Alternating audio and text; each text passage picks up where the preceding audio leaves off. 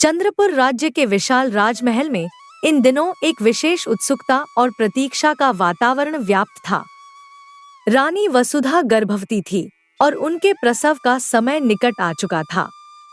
राज्य के कोने कोने से लोग इस शुभ समाचार की प्रतीक्षा कर रहे थे, विशेषकर राजा चंद्रदत्त। राजा चंद्रदत्त एक वीर किंतु परंपराओं में जकड़े हुए राजा थे, जो वर्षों से केवल एक ही बात दोहराते आए थे, चंद्रपुर की गद्दी का वारिस केवल पुत्र हो सकता है, बेटियों के लिए यहाँ कोई स्थान नहीं। रानी वसुधा एक शांत, सहनशील और बुद्धिमती स्त्री थी। राजा की इस संकीर्ण सोच से वे आहत थीं। उन्होंने कई बार समझाने का प्रयास किया कि संतान तो ईश्वर का दिया हुआ वरदान होती है, फिर चाहे वह पुत्र हो या पुत्री। किंतु राजा की आंखों पर समाज की रूढ़ियों की पट्टी बंधी हुई थी। एक दिन रानी ने साहस करके कहा, महाराज, पुत्र और पुत्री में भेद क्यों? दोनों में तो वही ईश्वर समाया है। हमारी संतान चाहे जो भी हो, राजसी कुल की ही तो होगी। परंतु राजा का चेहरा कठोर हो गया। नहीं रानी, उन्होंने दृढ़ स्वर में कहा, मैं केवल पुत्र का ही स्वागत करूंगा। यदि बेटी हुई तो उसे इस धरती पर कोई स्थान नहीं मिलेगा। रानी की आंखों में आंसू तैरने लगे, किंतु उन्होंने कुछ नहीं कहा। उनके हृदय में एक अनकहा भय घर कर गया। समय बीतता गया। रानी के 9 महीने पूरे हो गए। उसी समय अचानक राजा को एक अत्यंत आवश्यक राज्य कार्य से पड़ोसी राज्य की यात्रा पर जाना पड़ा। महल में हलचल मच गई, किंतु जाने से पहले राजा ने रानी को अपने कक्ष में बुलाया। कक्ष के भीतर दिए की मध्यम रोशनी में राजा ने रानी की ओर कठोर निगाहों से देखा और कहा, रानी, मैं कुछ दिनों के लिए जा रहा हूँ। यदि मेरे लौटने से पहले संतान का जन्म हो जाए और वह पुत्र हो तो यह समाचार मेरे लिए गौरव की बात होगी। रानी ने धीमे स्वर में पूछा, और अगर वह पुत्री हुई तो? राजा कुछ क्षणों तक मौन रहे, फिर उनकी आवाज गूंज उठी, अगर पुत्री हुई तो उसे मार डालना। इस चंद्रपुर की गद्दी पर और मेरे खून में बेटियों के लिए कोई स्थान नहीं है। याद रखना, कोई स्थान नहीं। ये शब्द सुनकर रानी सन्न रह गई। उनके होठ कांपने लगे, किंतु उन्होंने अपने आंसुओं को भीतर ही छिपा लिया। राजा भारी कदमों से दरवाजा खोलकर बाहर निकल गए और रानी अकेली रह गई, अपने गर्भ में पल रही उस नन्ही जान के साथ, जिसे दुनिया ने अभी देखा भी नहीं था और जिसे पहले से ही अस्वीकार कर दिया गया था।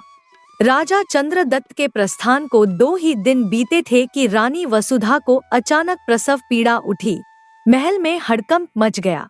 दाई और सेविकाएं तुरंत रानी के कक्ष में एकत्र हो गईं।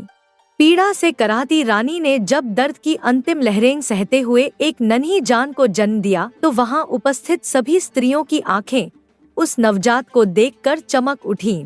एक सुंदर कन्या ने जन्म लिया था। उसकी बड़ी बड़ी आंखें, गुलाबी गाल और नन्ही सी मुस्कान, जैसे स्वर्ग की कोई परी स्वयं धरती पर उतर आई हो। पर उस मासूम की मासूमियत के बीच रानी की आंखों से आंसुओं की धारा बह निकली। हे प्रभु, रानी ने कांपती आवाज में कहा, आपने मेरी परीक्षा क्यों ली? मुझे बेटी का ही वरदान क्यों दिया? अब मैं क्या करूं? राजा के आदेश मुझे याद है। मैं अपनी ही बेटी की हत्या कैसे करूं? रानी की पीड़ा देखकर पास खड़ी दाई का हृदय पसीज गया। वह एक अनुभवी और दयालु स्त्री थी, जिसने कई राजघरानों में बच्चों को जन्म लेते देखा था। उसने आगे बढ़कर रानी का हाथ थाम लिया और धीमे स्वर में बोली, रानी साहिबा, आप घबराइए मत, मैं एक उपाय जानती हूँ। रानी ने डबडबाई आंखों से उसकी ओर देखा। मैं इस बच्ची को यहाँ से ले जाऊंगी, सबको कह दूंगी कि मैंने उसे मार डाला, जैसा राजा चाहते थे, मगर असल में मैं इसे अपने घर ले जाकर पालूंगी। अगर आप किसी तरह से मुझे कुछ मदद भेजती रहेंगी तो मैं आपकी बेटी को अच्छे से बड़ा करूंगी। अगर नहीं भी भेज सकी तब भी मैं उसे अपने बच्चे की तरह पालूंगी। यही मेरी सेवा होगी, यही मेरा सौभाग्य। रानी वसुधा स्तब्ध रह गई। उनके आंसू अब पीड़ा के नहीं थे, ये आंसू अब ममता और आभार के थे। उन्होंने कांपते हाथों से एक संदूकचा खींचा और उसमें से सोने की मुहरें, चांदी के सिक्के, कीमती आभूषण और रत्न निकालकर दाई के सामने रख दिए। ये सब ले जाओ, रानी ने कहा, और मेरी बेटी को ऐसे पालना जैसे मैं उसे अपनी गोद में पालती। जब मैं तुम्हें याद करूं, बस मेरी बेटी की मुस्कान आंखों में आ जाए। दाई ने श्रद्धा से सिर झुका दिया। उसने बच्ची को कपड़े में लपेटा, अपने आंचल में छिपाया और महल से बाहर निकल पड़ी, दुनिया को यही कहती हुई कि राजाज्ञा के अनुसार उसने बच्ची को समाप्त कर दिया, पर सच्चाई इससे कोसों दूर थी। दाई बच्ची को लेकर अपने छोटे से घर पहुंची, जहां उसकी गोद खाली थी और दिल वर्षों से मातृत्व के सुख के लिए तरसता रहा था। उस दिन से दाई ने उस बच्ची को अपने हृदय से लगाकर पाला। बच्ची को कुछ पता नहीं था कि वह एक रानी की बेटी है, मगर उसका जीवन अब एक नई गुप्त कहानी बन चुका था। कुछ ही सप्ताह बाद राजा चंद्रदत्त अपनी यात्रा से वापस लौट आया। जैसे ही वह महल में पहुंचा, रानी वसुधा ने उसे अपने कक्ष में बुलवाया। आंखों में पीड़ा छिपाते हुए उसने राजा को वह समाचार सुनाया जिसे सुनने की वह चाहत नहीं रखती थी। महाराज, रानी ने धीमे स्वर में कहा, आपके जाने के बाद ईश्वर ने हमें एक कन्या का वरदान दिया था, लेकिन जैसे आपने आदेश दिया था, हमने उसे समाप्त करवा दिया।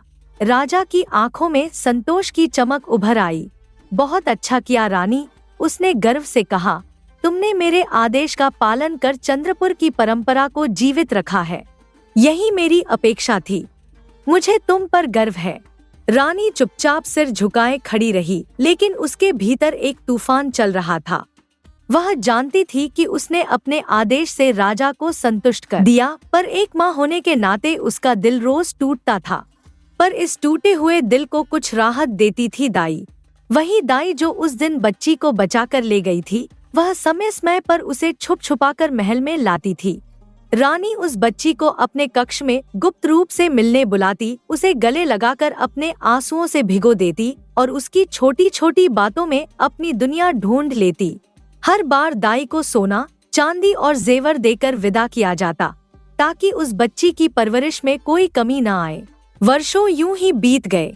अब वह नन्ही सी बच्ची बड़ी हो चुकी थी, एक सुंदर, चंचल और बुद्धिमान युवती में परिवर्तित हो गई थी। उसकी आंखों में वह चमक थी जो किसी शाही कुल की निशानी हो। वह रानी की गोद में बैठती, पर अपनी असल पहचान से अनजान थी। एक दिन जब दाई उसे लेकर रानी के पास आई, तो रानी उसे देखकर अपने आंसुओं को रोक न सकी। उसने उस युवती को अपने हृदय से लगा लिया, जैसे कोई वर्षों से बिछड़ी आत्मा को फिर पा लिया हो। उस पल लड़की ने मासूमियत से पूछा, दाई माँ, यह रानी मुझे इतना प्यार क्यों करती है? क्या मैं भी किसी राजकुमारी जैसी लगती हूँ? दाई ने मुस्कुराकर उसके बालों को सहलाया और कहा, बेटी, रानी साहिबा का दिल बहुत बड़ा है। वह हर मासूम को अपने बच्चे की तरह स्नेह देती है। लड़की थोड़ी देर चुप रही, फिर बोली, क्या मैं कभी इस महल में रह सकती हूँ दाई माँ? दाई ने गहरी सांस ली। नहीं बेटी, तुम्हारा घर तो मेरे साथ ही है, लेकिन याद रखना, तुम खास हो। तुम्हारी मुस्कान रानी साहिबा को हर दुख भुला देती है। इन शब्दों को दूर खड़ी रानी सुन रही थी। उनकी आंखों से फिर से अश्रुधारा बह निकली। काश, उन्होंने मन ही मन कहा, काश मैं तुम्हें सबके सामने अपनी गोद में उठा सकूं, दुनिया को बता सकूं कि तुम मेरी बेटी हो। लेकिन शायद यह मेरे भाग्य में नहीं लिखा गया है। समय बीतता गया। लड़की अब एक यौवना बन चुकी थी। महल की दीवारों ने उसकी खिलखिलाहट सुनी और उसकी छवि ने हर सेविका और दरबारी को चौंका दिया। उसकी सुंदरता और स्वभाव, सब कुछ किसी शाही राजकुमारी से कम न था। महल में कानाफूसी होने लगी थी। वह कौन है? क्या वह सच में सिर्फ एक दाई की बेटी है? राजसी ठाठ है उसमें, लेकिन सच्चाई सिर्फ दो दिल जानते थे, एक माँ का दिल और एक दाई का निस्वार्थ हृदय। एक दिन की बात है। राजा चंद्रदत्त अपने कुछ सैनिकों और मंत्री के साथ नगर भ्रमण पर निकले थे। गली कूचों से गुजरते हुए उनकी निगाह अचानक एक सजीव, चित्ताकर्षक छवि पर जा टिकी। एक नवयुवती, सौंदर्य और शालीनता का अद्भुत प्रतीक, जो अपनी दाई माँ के साथ रास्ते से गुजर रही थी। उसका चेहरा तेज से दमक रहा था, चाल में गरिमा थी और उसकी आंखों में एक अनोखी गहराई। राजा मंत्रमुग्ध रह गया। मंत्री जी, राजा ने उत्सुकता से पूछा, यह कन्या कौन है? मंत्री ने झिझकती मुस्कान के साथ कहा, महाराज, यह तो एक साधारण दाई की नवासी है। एक गरीब घर की लड़की है, किंतु संस्कारी और सादगी से परिपूर्ण। राजा की आंखों में चमक आ गई। मुझे यह युवती पसंद है। मंत्री जी, कल ही उसके घर मेरा विवाह प्रस्ताव लेकर जाइए। यह राजाज्ञा है। अगले दिन मंत्री कुछ सैनिकों और दरबारियों को साथ लेकर दाई के छोटे से झोपड़े में पहुंचा। उनके वस्त्र, घोड़ों की टापें और रथ की आहट सुनकर मोहल्ले में खलबली मच गई। दाई उन्हें देखकर चौंकी, फिर विनम्रता पूर्वक स्वागत किया। कुछ देर बाद मंत्री ने अपनी बात रखी। राजा चंद्रदत्त ने तुम्हारी नवासी के लिए विवाह प्रस्ताव भेजा है। यदि तुम स्वीकृति देती हो तो तुम्हारी पोती अगली रानी बनेगी। यह सुनते ही दाई का चेहरा पीला पड़ गया। वह भीतर ही भीतर कांपने लगी। उसके मन में तूफान मच गया।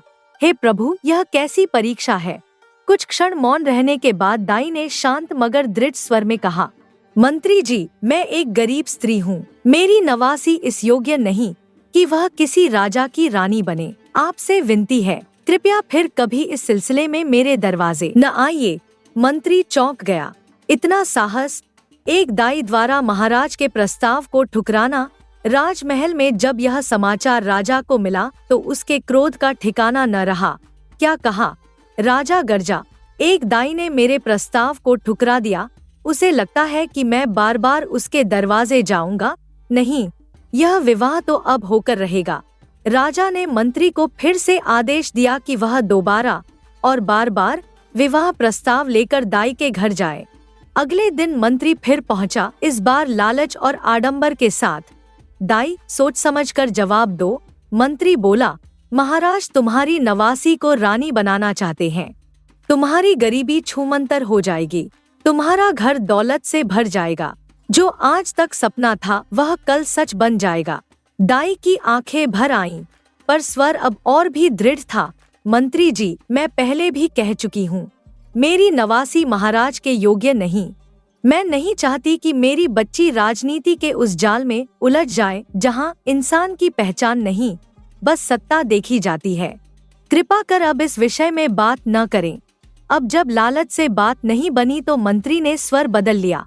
अब उसमें धमकी थी, सत्ता का अहंकार था। दाई, सोच लो, राजा का क्रोध किसी के बस की बात नहीं। अगर तुमने यह प्रस्ताव स्वीकार नहीं किया तो परिणाम गंभीर हो सकते हैं। लेकिन दाई अब भी डरी नहीं। मंत्री जी, उसने शांत लेकिन गर्जना भरे स्वर में कहा, मुझे जो भी सहना पड़े मैं सह लूंगी, पर अपनी नवासी को किसी भी हाल में उस राजनीति की आग में नहीं झोंकूंगी। मैं चाहती हूँ कि वह एक साधारण जीवन जिए, मगर अपनी अस्मिता के साथ। मंत्री चुपचाप लौट गया। दाई की झोंपड़ी भले ही मिट्टी की थी, पर उसका हृदय पत्थर से भी दृढ़ था।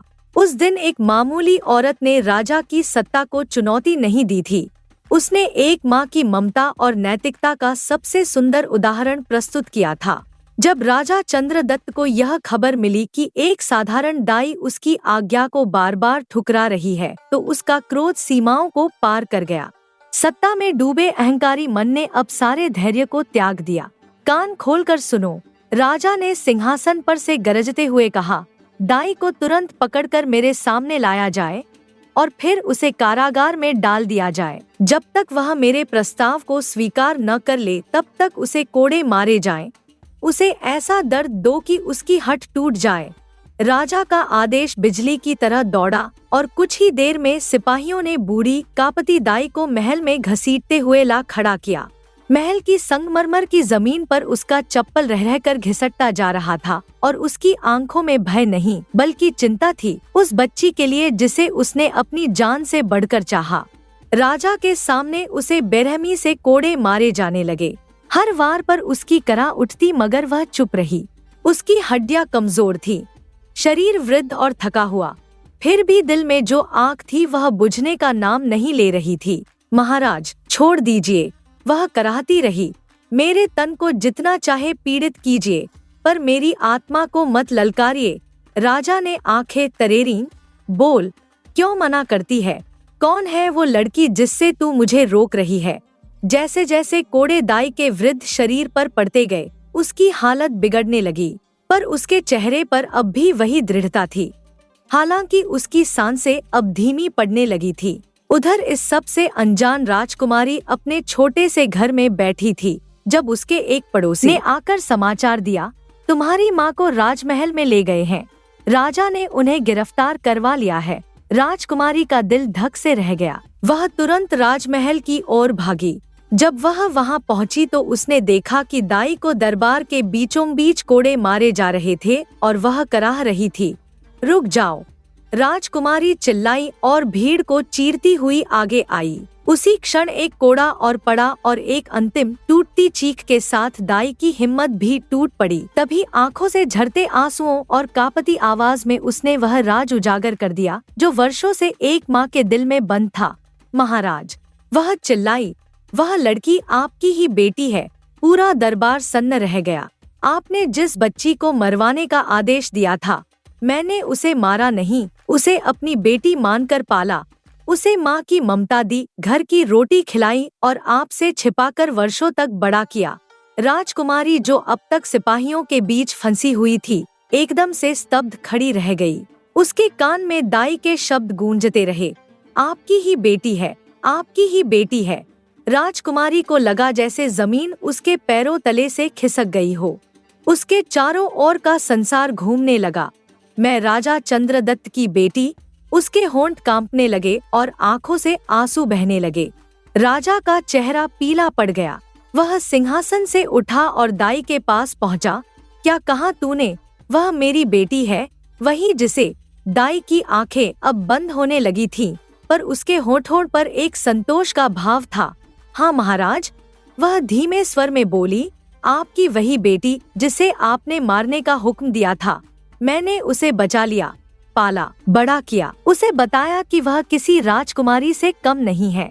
राजकुमारी ने दाई के करीब जाने की कोशिश की पर सिपाहियों ने उसे रोक लिया। माँ! वह चिल्लाई, मुझे जाने दो, वह मेरी माँ है। दाई ने आखिरी बार उस ओर देखा जहाँ से राजकुमारी की आवाज आ रही थी। उसकी आंखों में प्यार की चमक थी। बेटी, तुम वास्तव में राजकुमारी हो। मुझे माफ कर देना कि मैंने तुम्हारी असली पहचान छिपाई, पर यह तुम्हारी रक्षा के लिए था। मैं तुम्हें बहुत प्यार। उसका वाक्य अधूरा रह गया। दाई की आंखें बंद हो गईं और उसकी सांसें थम गईं। राजकुमारी एक दर्दनाक चीख के साथ जमीन पर गिर पड़ी। माँ! नहीं, मुझे छोड़कर मत जाओ। राजा का चेहरा एक पल को जड़ हो गया। फिर कुछ ही क्षणों में वह सच्चाई उसके भीतर जैसे आग बनकर जल उठी। उसकी सांसें भारी होने लगी, लेकिन पश्चाताप के बजाय उसके भीतर का अहंकार और भी अधिक भड़क उठा। मेरी बेटी, वह अब तक जिंदा है। गुस्से से उबलते हुए उसने अपने पुत्र राजकुमार आदित्य को बुलवाया। राजकुमार विनम्रता से दरबार में आया, पर पिता की आंखों में जो उबाल था वह उसे कांपने पर मजबूर कर गया। आदित्य! राजा ने गरजते हुए कहा, इस वक्त मेरी बात ध्यान से सुनो। इस लड़की को जंगल में ले जाकर मार डालो। इसकी आंखें निकाल लाओ और इसका खून मेरे सामने लाकर रखो, ताकि मुझे यकीन हो जाए कि यह इस दुनिया में नहीं रही। मेरे आदेश का तत्काल पालन किया जाए। तुरंत राजकुमार सन्न रह गया। वह अवाक निर्जीव सा खड़ा था। मेरे ही हाथों मेरी बहन की हत्या! उसका मन भीतर से चीख उठा। मन ही मन उसने भगवान से पुकार लगाई, हे प्रभु, क्या यह वही पिता है जिन्हें मैंने देवता समझा था? अगर मैं उनकी आज्ञा न मानूं तो वे मुझे भी मौत के घाट उतार देंगे, और अगर मान लूं तो अपनी ही बहन के रक्त से अपने हाथ रंग दूं। राजकुमार की आत्मा जैसे दो धाराओं में फटी जा रही थी। एक और पिता की सत्ता और दूसरी ओर अपनी बहन का कोमल चेहरा जो हर बार उसके सामने मुस्कुराकर कहती थी, भैया मैं भी कभी रानी बन सकती हूँ क्या? राजा के कठोर आदेश के आगे विवश होकर राजकुमार आदित्य ने अपनी बहन को महल से बाहर बुलाया। उसकी आंखों में झिझक थी, दिल में तूफान और होठों पर बस एक नाम, बहन। राजकुमारी चुपचाप अपने भाई राजकुमार आदित्य के साथ जंगल की ओर चल पड़ी। जब दोनों गहराते जंगल में पहुँचे, हवाओं में सन्नाटा और पत्तों में सरसराहट थी, मानो प्रकृति भी एक निर्णायक क्षण की साक्षी बनने को रुक गई हो। राजकुमार के कदम ठिठक गए। बहन, उसने कांपती आवाज में कहा, मुझे माफ कर दो। मैं तुम्हें मारने नहीं आया हूँ। मैं तुम्हें अपने हाथों से कोई आघात नहीं पहुँचा सकता। मैं बस इतना कर सकता हूँ कि तुम्हें यहाँ छोड़ दूँ। शायद जंगल की किस्मत ने तुम्हारे लिए कुछ और तय कर रखी हो। बहन ने आंखें फाड़कर उसे देखा। नहीं भैया, अगर मुझे यहीं छोड़ दोगे तो पिता तुम्हें मार डालेंगे। तुम मेरी आंखें निकाल लो, मेरा खून ले जाओ, पर मेरी वजह से तुम्हें कुछ हो यह मैं कभी नहीं चाहूंगी। दोनों की आंखों से आंसू बह निकले। बहन ने भाई का चेहरा दोनों हाथों से थाम लिया और पहली बार खुद को इतनी मजबूती से टूटते देखा। लेकिन भाई ने उसका चेहरा चूमा और कहा, तू मेरी जान है बहन, तू मेरा अभिमान है और तेरे बिना जीने का अर्थ ही नहीं। मैं तुझे यहीं छोड़ रहा हूँ, लेकिन जीती जागती सांस लेती उम्मीद से भरी, भगवान तुझे सुरक्षित रखे। थोड़ी देर बाद भाई बहन एक दूसरे को गले लगाकर विदा हुए। राजकुमारी आंसुओं में भीगी हुई जंगल की गहराइयों में खो गई, एक अनजान भविष्य की ओर। राजकुमार ने फिर एक हिरनी की खोज की, एक मासूम प्राणी जिसे उसने अपने झूठ के लिए कुर्बान किया। उसकी आंखें और खून लेकर वह महल लौटा। राजा ने जब सबूत देखा तो संतुष्ट होकर बोला, बहुत अच्छे राजकुमार, अब मेरा मन शांत हुआ है। वह अभिशाप अब इस दुनिया में नहीं रहा। चंद्रपुर की गद्दी अब सुरक्षित है।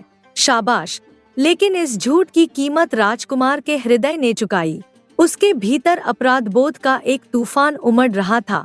हर सांस जैसे एक बोझ बन गई थी। जब रानी वसुधा को यह खबर मिली कि उनकी बेटी को मार दिया गया है, तो जैसे उनका संसार ही उजड़ गया। उन्होंने तुरंत अपने बेटे को बुलवाया। उनकी आंखों में आंसुओं की लहर थी और होठों पर कांपती हुई पुकार, आदित्य, सच सच बताओ, क्या तुमने अपनी बहन को मार डाला? राजकुमार ने सिर झुकाया, मगर स्वर में सच्चाई की चमक थी। नहीं माँ, मैं उसे नहीं मार सका। वो मेरी बहन है, मेरी जान है। मैंने उसे जंगल में छोड़ दिया और एक हिरनी का खून और आंखें पिताजी को दे दी। अब वो जी रही है, अकेली है मगर जिंदा है। रानी की आंखें भर आईं। उन्होंने बेटे को सीने से लगा लिया और कांपती हुई आवाज में बोली, बेटा, तूने जो किया वो एक देवता का कार्य है। भगवान तेरा भला करे। और मेरी बेटी, उन्होंने आकाश की ओर देखा, हे ईश्वर, मेरी बच्ची जहाँ कहीं भी हो उसकी रक्षा करना। उसे अंधेरे से उजाले की ओर ले जाना, उसे अपने मार्ग पर ले जाना। गहरे जंगल के बीचों बीच एक चट्टान के नीचे छाव में बैठी थी वो राजकुमारी, एक साधारण सी दिखने वाली पर भीतर से शाही तेज से भरी हुई। उसके वस्त्र राजमहल जैसे न थे, बाल बिखरे थे, आंखों के नीचे थकान की रेखाएं थीं, लेकिन उसकी आंखों में उम्मीद अब भी जिंदा थी। वह दिन भर जंगली फलों से भूख मिटाती, झरने से पानी पीती और रातें खुले आकाश के नीचे तारों से बातें करते हुए बिताती। एक दिन थकी हुई मगर फिर भी संकल्प से भरी वह चट्टानों पर बैठकर सोच रही थी, क्या मेरी जिंदगी हमेशा ऐसी ही रहेगी? क्या कोई मुझे इस अंधेरे से बाहर ले जाएगा? नहीं, चाहे कुछ भी हो जाए मैं हार नहीं मानूंगी। हर सुबह वह सूरज की पहली किरण को देख मुस्कुराती, शायद आज कुछ बदले। और एक दिन किस्मत ने दस्तक दी। उसी जंगल में दूरवर्ती राज्य विजयनगर का एक वीर और युवा राजकुमार अमृत्य शिकार पर आया था। वह अपने सैनिकों के साथ वन के गहरे हिस्से में भटक गया और अचानक उसकी दृष्टि एक झील के किनारे बैठी एक युवती पर पड़ी। वह ठिठक गया। पेड़ों से छनती धूप में बैठी वह युवती कुछ अलौकिक सी प्रतीत हो रही थी, जैसे कोई वन देवी। उसकी आंखों में थकान थी पर भीतर से आत्मबल का तेज झलक रहा था। राजकुमार का दिल जैसे एक पल को थम गया। वह धीरे धीरे उस युवती के पास गया और आदर पूर्वक झुककर बोला, देवी, मैंने अपने जीवन में कई रानियों और राजकुमारियों को देखा है, पर ऐसा सौंदर्य, ऐसी शालीनता और ऐसी गरिमा आज पहली बार देखी है। आप कौन हैं? यह जानने से पहले मेरा हृदय आपसे एक प्रश्न पूछना चाहता है। क्या आप मेरी जीवन संगिनी बनेंगी? राजकुमारी ने चौंक कर उसकी ओर देखा। इतने वर्षों में पहली बार किसी ने उसे उसकी उपस्थिति से नहीं, उसकी आत्मा से पहचाना था। राजकुमार, उसने मधुर स्वर में कहा, आपके उदार शब्दों के लिए मैं कृतज्ञ हूँ, पर क्या आप यह नहीं जानना चाहेंगे कि मैं कौन हूँ? मैं कोई शाही वंश की घोषित संतान नहीं, एक साधारण वनवासी जीवन जी रही हूँ। राजकुमार ने मुस्कुराकर उत्तर दिया, देवी, मैं आपका अतीत नहीं, आपकी आत्मा देखता हूँ। आपकी सरलता, गरिमा और वो दृष्टि जो दुखों में भी आशा ढूंढ लेती है। वही मेरे लिए सबसे मूल्यवान है। मेरे महल की दीवारें भले ऊंची हों, पर उनके भीतर एक ऐसी रानी की जगह खाली है जिसका दिल राजसी हो, और वो स्थान आपके लिए ही बना है। राजकुमारी की आंखें भर आईं। ये शब्द उसके जीवन के सबसे अनमोल वरदान बन गए। राजकुमार, मैं आपकी सच्चाई और सम्मान से प्रभावित हूँ। यदि आप स्वीकार करते हैं तो मैं आपके साथ चलने को तैयार हूँ, लेकिन वादा कीजिए आप मुझे मेरी पहचान के साथ अपनाएंगे, ना कि मेरे पीछे छिपे रहस्य से डरेंगे। मैं वादा करता हूँ देवी, राजकुमार ने उसका हाथ थामते हुए कहा। मैं आपके हर सपने को अपना बनाऊंगा और हर अंधेरे को उजाले में बदलूंगा। आइए एक नई शुरुआत करें। और यूं जंगल में पली एक भूली हुई राजकुमारी प्रेम और सम्मान का हाथ थामे अपने भविष्य की ओर बढ़ चली, एक ऐसे पथ पर जहां उसका अतीत उसे शर्मिंदा नहीं करता था बल्कि गर्व से पूरित करता था। राजकुमार अमृत्य सेन विजयनगर लौटते ही सीधा अपने सबसे विश्वसनीय मंत्री के घर पहुंचा। साथ में थी वह रहस्यमयी, सौम्य और सुंदर युवती जिसे उसने जंगल से पाया नहीं बल्कि दिल से अपनाया था। मंत्री ने द्वार खोला और राजकुमार को आदर पूर्वक भीतर आमंत्रित किया। मंत्री जी, राजकुमार ने गंभीरता से कहा, इस कन्या को मेरी अमानत समझकर अपनी बेटी जैसी मानिए। मैं कल ही आपके घर उसका हाथ मांगने दरबारी रीतियों के अनुसार भेजूंगा और फिर शीघ्र ही इसे ब्याह कर अपने महल में ले जाऊंगा। मंत्री ने स्नेह से मुस्कुराकर उत्तर दिया। राजकुमार जी, आप निश्चिंत रहें, यह कन्या अब मेरी बेटी है। जब भी आप चाहें मैं इसे विधिपूर्वक आपके हवाले कर दूंगा। राजकुमार ने राहत की सांस ली। राजकुमारी ने विनम्रता से सिर झुकाकर मंत्री को प्रणाम किया और वहीं कुछ समय के लिए ठहर गई। 2 दिन बाद पूरे राज्य में शहनाइयां गूंज उठीं। राजकुमार अमृत्य सेन और राजकुमारी का विवाह भव्यता और धूमधाम से संपन्न हुआ। फूलों से सजे रथ, झिलमिलाती रोशनियां और जनसमूह की बधाइयों के बीच एक अनकही पीड़ा से भरे अतीत वाली लड़की अब रानी बन चुकी थी। अमृत्य सेन ने अपनी पत्नी को हर दिन प्रेम, सम्मान और विश्वास दिया। उसने कभी उसके अतीत के बारे में कोई प्रश्न नहीं किया, क्योंकि उसे उससे जुड़ी आत्मा से प्रेम था, न कि इतिहास से। 1 वर्ष बीत गया। एक दिन जब दोनों एक शांत झील के किनारे बैठे थे और सूर्यास्त की लालिमा उनके चेहरों को छू रही थी, राजकुमार ने पहली बार वह प्रश्न पूछा जो उसके हृदय में लंबे समय से दबा हुआ था। रानी, वह मुस्कुराकर बोला, हमने साथ में जीवन का 1 वर्ष बिताया है, लेकिन आज तक मैंने तुम्हारा अतीत नहीं जाना। इतनी बड़ी दुनिया में तुम्हारा कोई घर, कोई कहानी तो रही होगी। बताओ ना, तुम कौन हो? राजकुमारी कुछ पल मौन रही। उसकी दृष्टि झील के शांत जल में खो गई। आंखों में एक हल्की सी नमी उभर आई। राजकुमार, उसने धीमे स्वर में कहा, मेरा अतीत बहुत पीड़ादायक है। मैं नहीं चाहती कि वह बातें आपकी खुशी को धुंधला कर दें। अमृत्य सेन ने उसका हाथ थामा और स्नेह से बोला, यदि तुम्हारा अतीत दुर्भाग्य से भरा था तो मैं उसे जानकर तुम्हारे वर्तमान को और भी सुरक्षित बनाऊंगा। मैं तुम्हारे हर दुख में तुम्हारे साथ हूँ। मुझसे कुछ मत छिपाओ। बताओ ना, क्या है तुम्हारी सच्चाई? राजकुमारी की आंखों से अब आंसू बह निकले, लेकिन सामने खड़े विश्वास के उस प्रतीक को देख उसने अपने जीवन की सबसे बड़ी पीड़ा साझा करने का साहस जुटाया।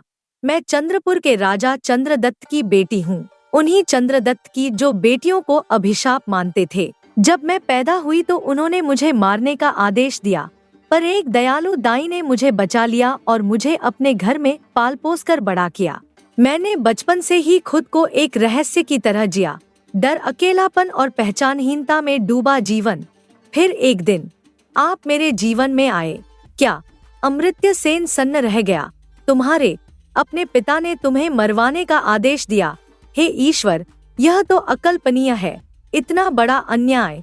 राजकुमारी की आंखें नम थी, मगर चेहरे पर अब दृढ़ता थी। हाँ महाराज, उनके लिए बेटियां बोझ थी, लेकिन आज मैं आपके साथ हूँ और मुझे विश्वास है कि मेरा अतीत अब मेरे वर्तमान को नहीं डिगा पाएगा। आपने मुझे मेरे अस्तित्व के साथ स्वीकारा है।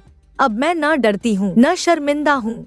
राजकुमार ने उसे अपने पास खींच लिया, उसके आंसुओं को अपनी हथेलियों से पोंछते हुए कहा, रानी, तुम मेरी जीवन संगिनी हो। तुम्हारा अतीत तुम्हें कमजोर नहीं बल्कि असाधारण बनाता है। अब तुम अकेली नहीं हो, मैं हूँ और हमेशा रहूंगा। तुम्हारा हर आंसू अब मेरे संकल्प की आग बन गया है। राजा अमृत्य सेन की आंखों में पीड़ा झलक उठी और साथ ही एक अदम्य संकल्प की चमक भी। रानी, उसने उसकी हथेली थामते हुए कहा, तुम चिंता मत करो, मैं तुम्हें तुम्हारे पिता के घर चंद्रपुर अवश्य लेकर जाऊंगा। मैं स्वयं उनसे मिलकर तुम्हारे लिए न्याय मांगूंगा। राजकुमारी कांप उठी। नहीं नहीं राजकुमार, उसने घबराकर कहा, आप नहीं जानते, वो आदमी मेरे पिता नहीं, एक निर्दयी राजा है। उन्होंने मुझे मरवाने का आदेश दिया था। अगर मैं उनके सामने गई तो वे मुझे फिर मार डालेंगे। अमृत्य सेन ने अपनी पत्नी को स्नेह से देखा। तुम अब अकेली नहीं हो रानी, मैं हूँ ना। जब तक मेरी सांस चलती है कोई तुम्हें छू भी नहीं सकता। राजकुमारी का मन अभी भी आशंकित था, लेकिन अमृत्य सेन का विश्वास उसकी आंखों में जैसे ढाल बन गया था। अंततः तय किया गया कि अगले सप्ताह अमृत्य सेन अपनी रानी को लेकर चंद्रपुर जाएगा, लेकिन एक शाही कार्य के चलते उसे स्वयं 2 दिनों के लिए राज्य से बाहर जाना पड़ा। अतः राजा ने अपने विश्वसनीय सेनापति को बुलवाया। सेनापति जी, अमृत्य सेन ने आदेश दिया, मैं राज्य के एक आवश्यक कार्य से 2 दिन के लिए बाहर जा रहा हूँ। मेरी अनुपस्थिति में आप मेरी रानी को कुछ सैनिकों के साथ चंद्रपुर तक पहुँचाइए। मैं रास्ते में ही आपसे आ मिलूंगा और फिर हम साथ में राजमहल तक पहुँचेंगे। उसकी सुरक्षा की पूरी जिम्मेदारी आपकी है। जो आज्ञा महाराज, सेनापति ने सिर झुकाकर कहा और तुरंत तैयारियां शुरू हो गईं। अगले दिन शाम ढलने लगी थी जब यात्रा के पहले पड़ाव पर राजकुमारी और सैनिकों का दल रुका। सेनापति ने रानी के लिए एक भव्य और सुरक्षित आलीशान खेमा तैयार करवाया ताकि यात्रा की थकान उतर सके। जब राजकुमारी अपने खेमे में पहुंची तो उसकी दृष्टि पास ही लगे सेनापति के खेमे पर पड़ी, जो ठीक उसके खेमे के समीप लगभग सटा हुआ था। उसे यह उचित नहीं लगा। उसने तुरंत सेनापति को बुलवाया। सेनापति, राजकुमारी ने गंभीर स्वर में कहा, क्या तुम जानते हो कि मैं केवल एक रानी नहीं बल्कि एक राजा की बेटी भी हूँ? मर्यादा और दूरी का पालन आवश्यक है। मैं चाहती हूँ कि तुम्हारा खेमा यहाँ से कुछ दूरी पर लगवाया जाए। सेनापति ने सिर झुकाया, लेकिन स्वर में चतुर नम्रता थी।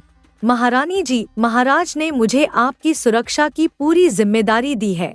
अगर आपको कुछ हो गया तो मैं महाराज को क्या उत्तर दूंगा? आपकी सुरक्षा की दृष्टि से मेरा पास रहना आवश्यक है। राजकुमारी ने पुनः आग्रह किया। मैं आपकी चिंता को समझती हूँ, लेकिन एक रानी के सम्मान और निजता की भी मर्यादा होती है। मुझे कोई खतरा नहीं है, कृपया आप अपना खेमा दूरी पर लगवाएं। पर सेनापति के चेहरे पर हल्की सी हट की झलक दिखाई दी। महारानी जी, आप निश्चिंत रहें, मैं कोई मर्यादा नहीं लांघूंगा। मैं यहीं पास में रहूंगा ताकि आपकी रक्षा के लिए हर क्षण तत्पर रह सकूं। राजकुमारी का मन विचलित हो उठा। उसने अनुभव किया कि कुछ तो असामान्य है, एक ऐसी बेचैनी जिसे वह शब्द नहीं दे पा रही थी। रात का सन्नाटा चारों ओर छा चुका था। सितारे आसमान में टिमटिमा रहे थे और सैनिक अपनी अपनी थकान लिए गहरी नींद में सो चुके थे, लेकिन खेमे के बाहर एक साया चुपचाप टहल रहा था। सेनापति, जिसकी निगाहें किसी योद्धा की नहीं बल्कि किसी घातक शिकारी की थी। जैसे ही उसे यकीन हुआ कि सब सो चुके हैं, वह चुपचाप राजकुमारी के खेमे की ओर बढ़ा। राजकुमारी, जो दिन भर की यात्रा से थकी हुई थी, गहरी नींद में थी, पर जैसे ही खेमे के अंदर आहट हुई उसकी नींद टूट गई। उसने देखा, सेनापति खेमे के भीतर आ चुका था। उसकी आंखों में भय नहीं बल्कि क्रोध चमक उठा। अरे नीच, उसने तीव्र स्वर में कहा, क्या तू नहीं जानता मैं तेरे महाराज की पत्नी हूँ? तुरंत खेमे से बाहर निकल जा। सेनापति ने एक बनावटी मुस्कान के साथ जवाब दिया। महारानी जी, मैं तो केवल आपकी सुरक्षा सुनिश्चित करने आया हूँ। झूठ, राजकुमारी ने गर्जना की। मैं तेरी नियत जानती हूँ। अगर एक कदम और बढ़ाया तो परिणाम भुगतने के लिए तैयार रह, और अगर न हटूं तो। सेनापति ने व्यंग्य से कहा। अब उसके चेहरे पर उसका असली रूप साफ झलकने लगा था। राजकुमारी ने बिना एक पल गवाए पास रखा एक फूलदान उठाया और पूरे बल से उसके सिर पर दे मारा। धड़ाम! सेनापति लड़खड़ाकर गिर पड़ा। उस क्षण में राजकुमारी खेमे से बाहर निकल भागी। अंधेरी रात में अकेली, डरी हुई लेकिन अडिग। उसके मन में एक ही विचार था, अगर मैंने शोर मचाया तो सैनिक सेनापति का ही साथ देंगे। मुझे अपनी जान खुद ही बचानी होगी। रात गहराती जा रही थी। राजकुमारी पगलाई सी अंधेरे में भागती रही। पेड़ों के बीच से झाड़ियों को चीरती हुई, नुकीले पत्थरों से घायल होती हुई। सांसें तेज थी, कपड़े फटे हुए पर हौसला अडिग। कुछ ही दूरी पर बह रही थी एक विशाल गहरी नदी, काली लहरों से भरी, तेज बहाव वाली। उसके मन में दुख, अपमान और घबराहट इस कदर उमड़ चुकी थी कि उसने बिना एक क्षण सोचे नदी में छलांग लगा दी। लहरों ने उसे अपनी गोद में ले लिया और वह तेज बहाव में बहती चली गई। दूसरी ओर उसी नदी के किनारे दो भाई, राघव और करण, मछलियां पकड़ने का काम कर रहे थे। दिन भर की मेहनत के बाद वे अब थकेहारे किनारे बैठे थे। भाई, राघव बोला, आज की पकड़ तो खास नहीं रही, लगता है आगे कुछ बेहतर होगा।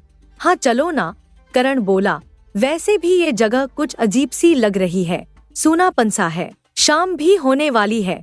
वे दोनों जाल समेटते हुए आगे बढ़ने लगे। तभी करण की नजर अचानक नदी की लहरों पर गई। अरे अरे देखो, वह चिल्लाया, वो क्या बह रहा है? कोई इंसान है शायद। क्या सच में? राघव ने तेजी से देखा। हाँ भाई, कोई लड़की लग रही है, बह रही है। जल्दी चलो, जल्दी जल्दी। दोनों दौड़ पड़े, कीचड़, पत्थर और झाड़ियों से गुजरते हुए। अगर देर हो गई तो उसकी जान जा सकती है। वे पानी में उतरकर उस बहती हुई देह के पास पहुँचे और अपने पूरे जोर से उसे बाहर खींचने लगे। तेज बहाव से जूझती राजकुमारी को नदी से बाहर निकालते हुए दोनों भाइयों की सांसें तेज हो रही थी। उनका चेहरा चिंता से भरा था, पर आंखों में मानवता का उजास साफ झलकता था।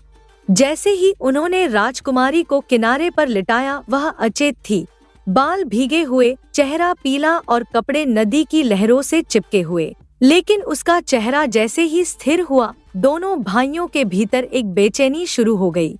राजकुमारी की आंखें खुली और जैसे ही उसने देखा कि चारों ओर अनजान पुरुष हैं, उसका चेहरा डर से सफेद पड़ गया। कहाँ आ गई मैं? उसने मन ही मन सोचा। जहाँ एक और मैंने अपनी इज्जत बचाने के लिए मौत को गले लगाने की ठानी, वहीं अब इन मछुआरों के बीच फंस गई हूँ। क्या अब भी मेरी किस्मत मेरा साथ नहीं देगी? वहीं चारों भाई, दो जिन्होंने उसे बचाया और उनके दो साथी आपस में बहस करने लगे। ये मेरी है, मैंने पहले देखी थी। नहीं, मैंने नदी में सबसे पहले छलांग लगाई थी, मैंने ही उसे बाहर खींचा, इसलिए ये मेरी होगी।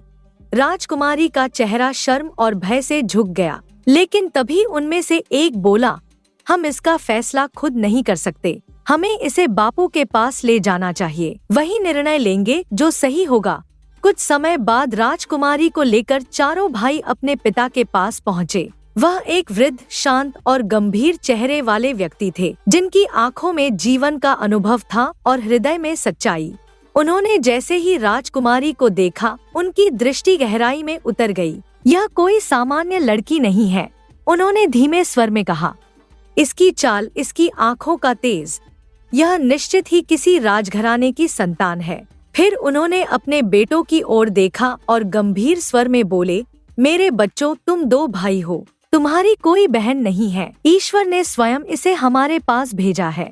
इसे अपनी बहन बना लो और इसकी रक्षा ऐसे करो जैसे रक्षक देवता हो। यह लड़की एक दिन तुम्हारा भाग्य बदल देगी, बस उसका आशीर्वाद बनकर उसके साथ रहो। तो भाई पिता की बात पर चुप हो गए और फिर एक स्वर में बोले, हाँ बापू, आज से यह हमारी बहन है, हमारी इज्जत, हमारा मान, हम इसकी रक्षा अपने प्राण देकर करेंगे। राजकुमारी की आंखों से आंसू बह निकले। इतने समय बाद किसी ने बिना लालच, बिना प्रश्न उसे अपनाया था, एक सम्मान के साथ। उसने सिर झुकाकर उस पिता और भाइयों को प्रणाम किया। उधर अगले दिन राजा अमृत्य सेन अपने सैनिकों के साथ उस स्थान पर पहुंचा जहां सेनापति रानी को लेकर गया था। लेकिन जब वह वहां पहुंचा, रानी वहां नहीं थी। उसकी भौहें तन गईं। सेनापति, मेरी पत्नी कहाँ है? सेनापति, जो अब तक अपने झूठ को तैयार कर चुका था, तुरंत झुककर बोला, महाराज, रानी कोई साधारण स्त्री नहीं थी, वो तो कोई जादू टोना करने वाली लगती थी। अमृत्य सेन की आंखें सिकुड़ गईं। क्या बक रहे हो? हाँ महाराज, कल रात उन्होंने हमसे अजीब अजीब चीजें मंगवाईं। उल्लू की आंखें, गिरगिट की पूंछ और बिल्ली का खून। और फिर उनके खेमे से रात भर रहस्यमयी आवाजें आती रहीं। जब सुबह हमने खेमे में देखा, वो वहाँ नहीं थी, कहीं भी नहीं। शायद कोई टोना करके उड़ गईं। कुछ सैनिकों ने सिर झुका लिया। उन्हें सच्चाई का आभास था, पर सत्ता से डरते थे। राजा का चेहरा क्रोध और भ्रम से भर गया। झूठ मत बोलो सेनापति, मेरी रानी ऐसी नहीं हो सकती, और अगर तुमने कुछ किया है तो उसका अंजाम सोच भी नहीं सकते। उसके भीतर कुछ टूट चुका था, एक विश्वास, एक बंधन। वह अपनी रानी के अचानक लापता हो जाने की खबर से भीतर तक हिल चुका था। सेनापति की कहानी टोनेटोट को अजीब मांगों और रहस्यमयी गायब होने की उसे जरा भी विश्वसनीय नहीं लगी। उसका मन कह रहा था कि कुछ गंभीर अनहोनी हुई है, पर उसके पास कोई प्रमाण नहीं था, केवल एक शक, और बिना सबूतों के वह कुछ नहीं कर सकता था। उसने ठंडी सांस भरते हुए कहा, ठीक है सेनापति, अब हम अपने सफर को आगे बढ़ाएंगे। चंद्रपुर पहुंचकर जो सही होगा वह तय किया जाएगा। लेकिन भीतर ही भीतर उसके एक ज्वाला सुलग रही थी। मैं चंद्रपुर पहुंचकर अपने ससुर राजा चंद्रदत्त से यह जरूर पूछूंगा कि आखिर उसने अपनी ही बेटी के साथ ऐसा क्रूर व्यवहार क्यों किया, क्यों उसे मरवाने का आदेश दिया, क्यों बेटियां उसे बोझ लगती हैं। उसके विचारों में आक्रोश और पीड़ा गूंज रही थी। कारवां अब धीरे धीरे चंद्रपुर की ओर बढ़ने लगा, जैसे नियति खुद एक बड़ा फैसला सुनाने को आगे बढ़ रही हो। उधर दूसरी ओर राजकुमारी अब मछुआरों की बहन बनकर एक सादा लेकिन गरिमापूर्ण जीवन जी रही थी। वो अपना अतीत भुलाने की कोशिश कर रही थी, पर किस्मत के खेल अब भी जारी थे। कुछ ही दिनों में उसे अपने भाइयों से एक चौंकाने वाली बात पता चली। यह स्थान, यही जंगल, यह नदी, यह गांव, सब चंद्रपुर राज्य के अंतर्गत आते हैं। उसका चेहरा पीला पड़ गया। तो मैं अनजाने में फिर उसी धरती पर लौट आई हूँ, जहाँ से मुझे कभी जन्म लेते ही मिटा देने का आदेश मिला था। पर कुछ क्षण बाद उसकी आंखों में ठहराव था। शायद यही मेरा समय है। इस बार मैं अपनी पहचान छिपाकर अपनी योग्यता से वहाँ जाऊंगी। इस बार मैं बताऊंगी कि एक बेटी क्या कर सकती है। उसे अपने भाइयों से यह भी पता चला कि राजा चंद्रदत्त को कहानियाँ सुनने का बेहद शौक है। वह दरबार में नित नई और अनोखी कहानियां सुनने के लिए दूर दूर से कथावाचकों को बुलवाता है। एक नई योजना उसके मन में आकार लेने लगी। वह उत्साह से अपने भाइयों के पास आई और बोली, भाइयों, क्या तुम जानते हो कि राजा को कहानियां सुनना कितना पसंद है? हाँ बहन, एक भाई बोला, हमारे राजा को अनोखी, विचित्र और दिल को छू लेने वाली कहानियां बहुत पसंद है। मगर तुम ऐसा क्यों पूछ रही हो? राजकुमारी की आंखों में आत्मविश्वास चमकने लगा। क्योंकि मैं चाहती हूँ कि मैं स्वयं दरबार में जाऊँ, एक कहानीकार बनकर। मैं वहाँ कहानी सुनाकर अपना स्थान बनाऊंगी। मैं उनकी बेटी हूँ, लेकिन इस बार वह मुझे बेटी की तरह नहीं, एक कलाकार की तरह जानेंगे। भाई चौंक गए। लेकिन बहन, वहाँ जाना खतरे से खाली नहीं है। अगर तुम्हारी असली पहचान सामने आ गई तो। नहीं भाई, वह मुस्कुराकर बोली, अब डरने का समय नहीं रहा। मैं वहाँ जाऊंगी, अपनी पहचान छुपाकर, लेकिन अपनी आवाज के साथ। मैं एक कहानीकार बनकर राजमहल की दीवारों में फिर लौटूंगी। क्या तुम मेरी मदद करोगे? भाइयों ने एक दूसरे की ओर देखा और फिर सिर हिलाते हुए बोले, हम तुम्हारे साथ हैं बहन। तुम कहो क्या करना है। राजमहल में संदेश भेजो कि तुम्हारी बहन एक अद्वितीय और कुशल कहानीकार है। अगर राजा चाहे तो वह दरबार में आकर उन्हें नई नई कहानियां सुना सकती है, जो उन्होंने पहले कभी नहीं सुनी होंगी। कह दो, यह कहानी उस दिल से निकलेगी जो हर दर्द को जी चुका है। सूरज धीरे धीरे अस्त हो रहा था। चंद्रपुर का राजमहल सिंदूरी आभा में नहाया हुआ था। उसी समय महल के मुख्य द्वार पर कुछ साधारण वस्त्रों में सजे मछुआरे भाई पहुँचे। वे सीधे दरबार में जाकर झुके और ऊंचे स्वर में बोले, महाराज की जय हो, महाराज की जय हो। राजा चंद्रदत्त ने उन्हें देखा और ठंडे स्वर में पूछा, कहो मछुआरों, क्या समाचार लाए हो? महाराज, एक भाई बोला, हमारी एक बहन है, अत्यंत प्रतिभाशाली कहानीकार। उसकी कहानियां ऐसी होती हैं कि सुनने वाला मंत्रमुग्ध हो जाए। यदि आप आज्ञा दे तो वह दरबार में आकर आपको अपनी कहानी सुना सकती है। राजा ने एक क्षण सोचा, फिर हल्के से मुस्कुराया, हमें कहानियां पसंद है। अगर उसकी कहानी हमें पसंद आई तो उसे इनाम मिलेगा। लाओ, आज शाम उसे दरबार में लाओ। शाम का समय था। दरबार मोमबत्तियों और दीपों से जगमगा उठा। दरबारियों की कतारें सजी थी। राजा चंद्रदत्त अपने सिंहासन पर आसीन थे। उसी समय दरबार में धीमे कदमों से एक महिला ने प्रवेश किया। चेहरा एक सुंदर रेशमी दुपट्टे से ढका हुआ, चाल में शालीनता और आत्मविश्वास। मछुआरे भाइयों ने झुककर कहा, महाराज, यही है हमारी बहन, कहानीकार। राजा ने ऊपर से नीचे तक देखा तो यही है वह। क्या सच में यह इतनी कुशल कहानीकार है? हाँ महाराज, भाइयों ने उत्साह से कहा। यह जो कहानी सुनाएगी वह केवल मनोरंजन नहीं बल्कि आत्मा को छू लेने वाली होती है। राजा ने संकेत दिया, अच्छा सुनाएं। राजकुमारी, जो अब खुद को पहचान से छिपाकर अपने ही पिता के सामने खड़ी थी, गहरी सांस लेकर बोली, महाराज, आज मैं एक बहुत विशेष कहानी सुनाने आई हूँ, लेकिन मेरी एक विनती है, जब तक मेरी कहानी पूरी न हो कोई भी व्यक्ति अपनी जगह से नहीं हिलेगा। यदि कोई उठकर गया तो मैं उतनी ही कहानी कहकर चुप हो जाऊंगी और फिर कभी दरबार में कहानी सुनाने नहीं आऊंगी।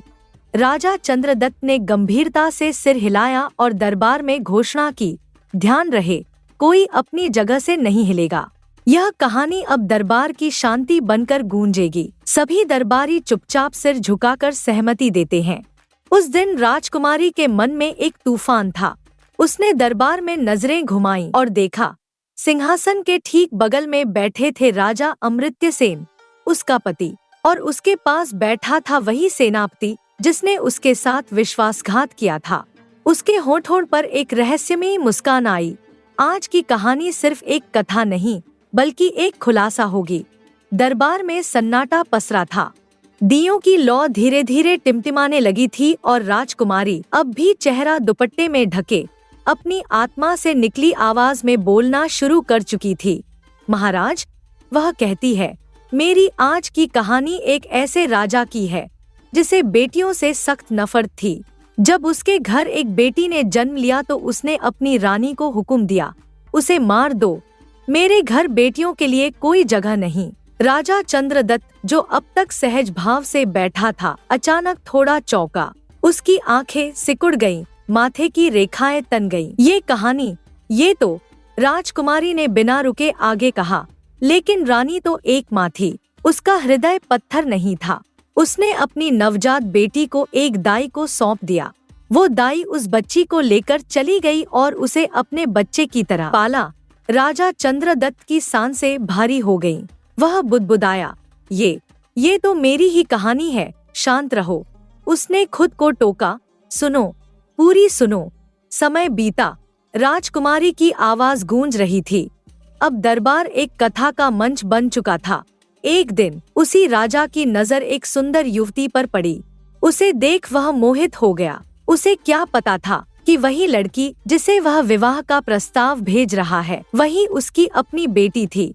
अब राजा चंद्रदत्त के चेहरे पर पसीना उतरने लगा। वह कुर्सी पर आगे झुक आया। क्या हुआ आगे? उसने धीमे स्वर में कहा। राजकुमारी ने बोलना जारी रखा। जब राजा को यह पता चला कि वह कन्या उसी की बेटी है तो वह आग बबूला हो गया।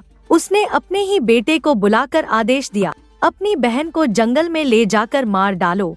पर भाई ने बहन को नहीं मारा, वह उसे जंगल में छोड़ आया। वह लड़की अकेली, भूखी प्यासी, जानवरों से घिरे जंगल में भटकती रही।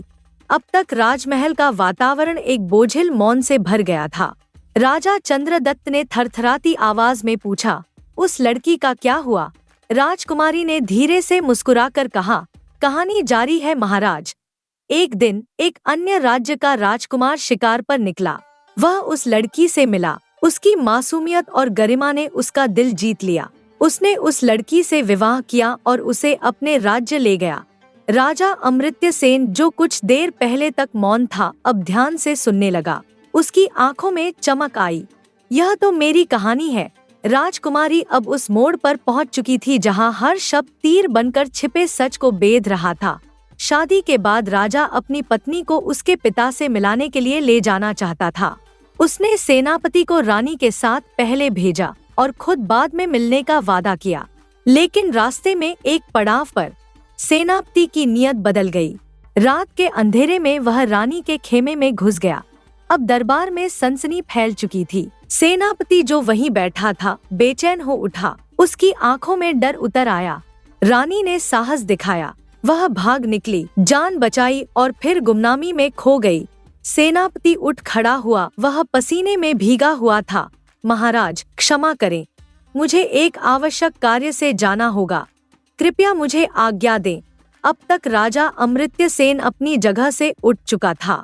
उसकी आंखें क्रोध से जल रही थी। बैठ जाओ मक्कार, जब तक यह कहानी पूरी नहीं होती तुम कहीं नहीं जाओगे।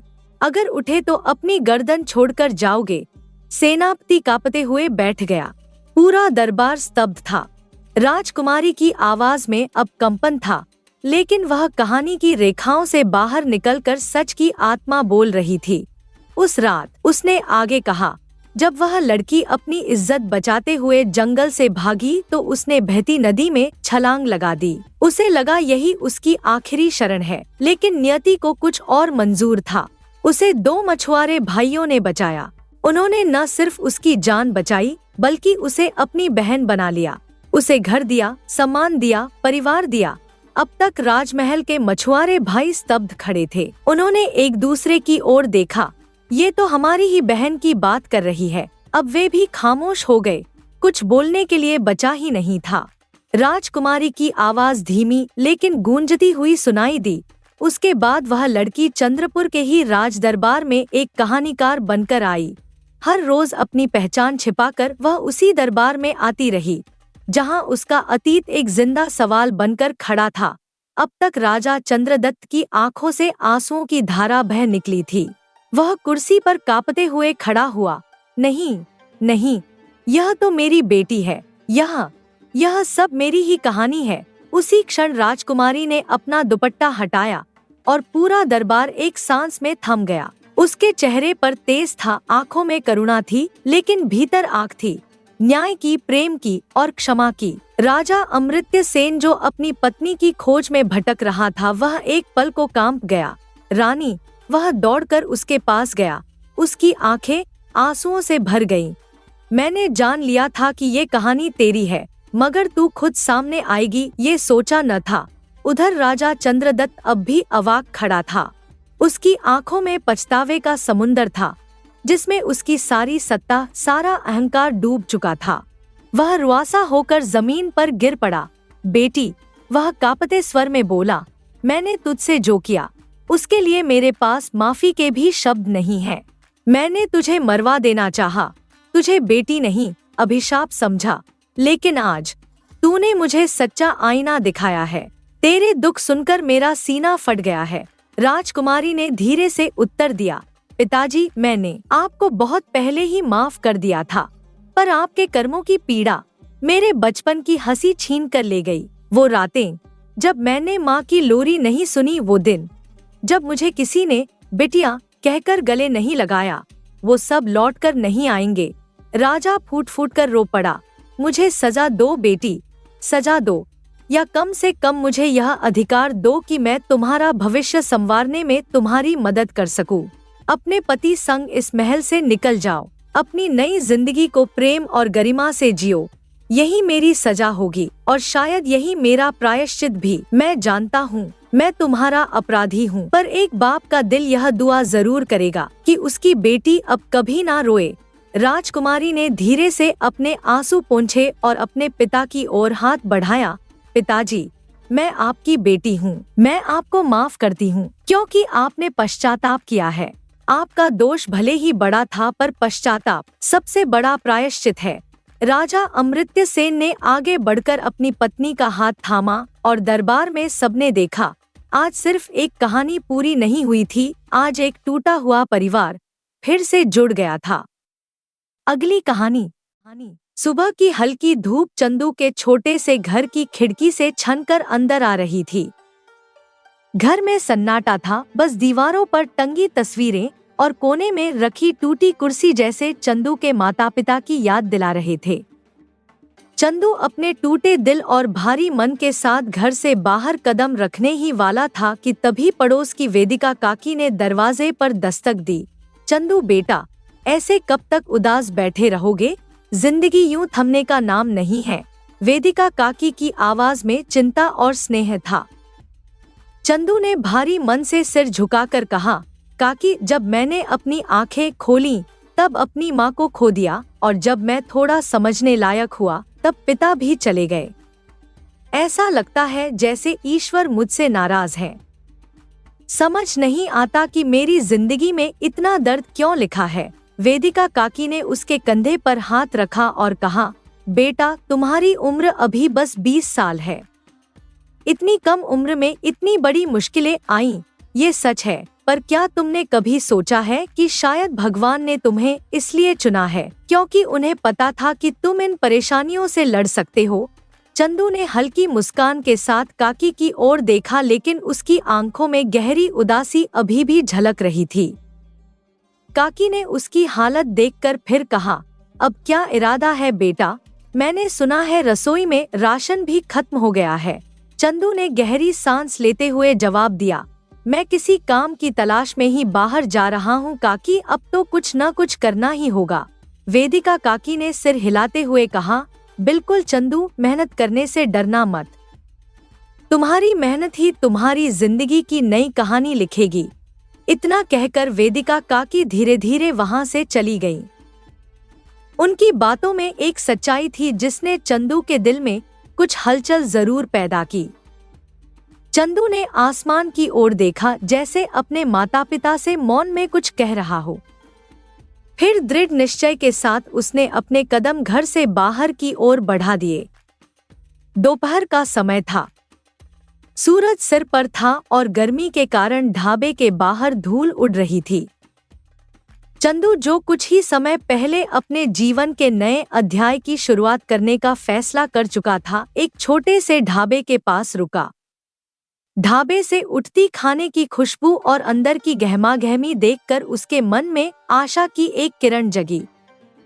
ढाबे के मालिक एक कड़क मिजाज वाले व्यक्ति थे। वे काउंटर पर बैठे हिसाब किताब कर रहे थे। चंदू ने उनके पास जाकर नम्रता से कहा, मालिक, क्या आपके ढाबे पर मुझे कोई काम मिल सकता है? मालिक ने अपनी मोटी ऐनक के पीछे से चंदू को ऊपर से नीचे तक घूरा और थोड़ा रुखाई से बोला, देखो, मुझे एक रसोइये की जरूरत है, लेकिन ये काम तुम्हारे बस का है भी या नहीं ये तो बताओ। खाना बनाना आता है तुम्हें? चंदू ने आत्मविश्वास से कहा, जी हाँ, मुझे खाना बनाना बहुत अच्छे से आता है। मालिक ने थोड़ी देर सोचा और फिर आंखें संकुचित करते हुए कहा, अच्छा, पर मैं किसी के शब्दों पर यकीन नहीं करता। ये काम सीधा खाना बनाने का है, और अगर तुमने गलती से खाना खराब कर दिया तो नुकसान मेरा होगा। पहले मुझे यकीन दिलाओ कि तुम सच में अच्छे रसोइये हो। इतना कहकर मालिक ने अंदर की ओर मुंह करके जोर से पुकारा, गोलू, ओ गोलू, जल्दी से यहाँ आओ।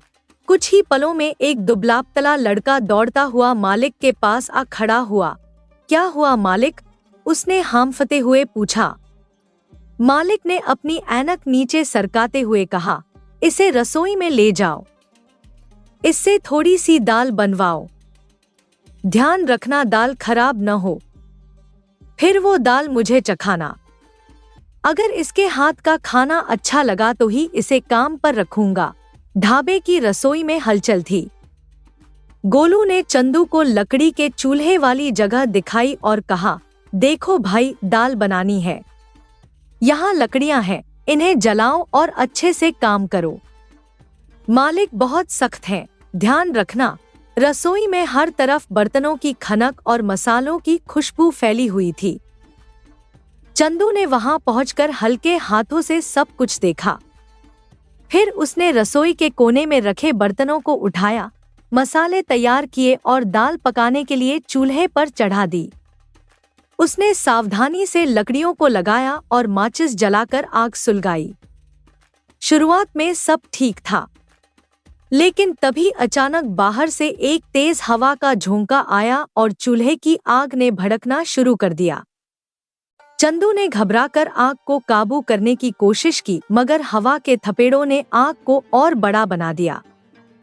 पलक झपकते ही रसोई से उठी लपटें पूरे ढाबे में फैल गईं। ढाबे में बैठे ग्राहक शोर मचाने लगे, भागो, आग लग गई है, सब जान बचाओ। लोग चीखते चिल्लाते बाहर की ओर भागे। ढाबे का मालिक, जो अभी तक काउंटर पर बैठा था, यह सब देखकर हक्का बक्का रह गया। उसकी नजर जैसे ही चंदू पर पड़ी, उसका चेहरा गुस्से से लाल हो गया। वह तेजी से चंदू की ओर बढ़ा और गरजते हुए बोला, तूने क्या किया नालायक? तेरा पैर मेरे ढाबे पर क्या पड़ा? मैं तो बर्बाद ही हो गया। यहाँ से तुरंत दफा हो जा और अपनी शक्ल दोबारा मत दिखाना। चंदू को कुछ समझ नहीं आ रहा था। मालिक का गुस्सा देखकर उसके हाथ पैर फूल गए।